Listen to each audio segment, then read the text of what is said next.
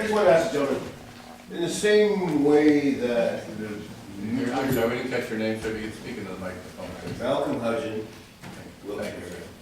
In the same way that the Nuclear Regulatory Authority would inspect PP&L's reactors, is there a similar authority that would inspect utility or gas, UGI?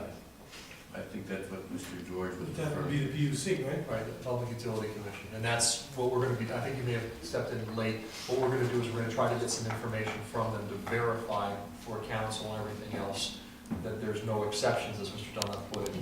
Because sometimes it's not a, hey, we're gonna give affirmative approval.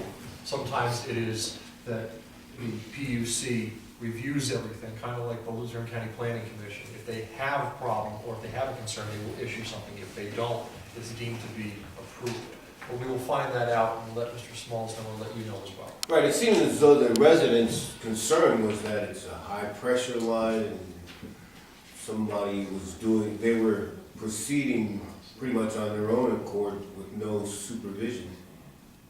Right, and we're just going to put those fears, calm those fears and make sure that that's Is taken that what your care of. issue was?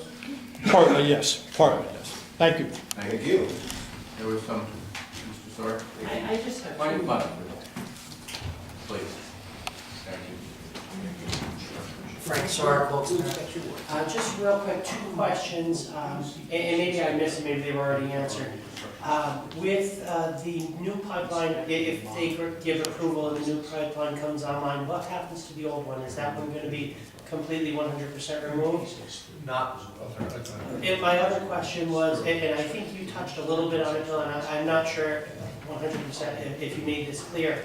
What happens to those homeowners should they need to seek a building permit in the future going forward? Let's say their new front steps is only 6 or 7 feet from the line and their steps are deteriorating, they need to replace them. Will they be able to get a building permit to replace, repair, or upgrade their home if need be? Or will we say, I'm sorry, you're within no new building permits can be issued in that 10 feet easement? Those are my concerns.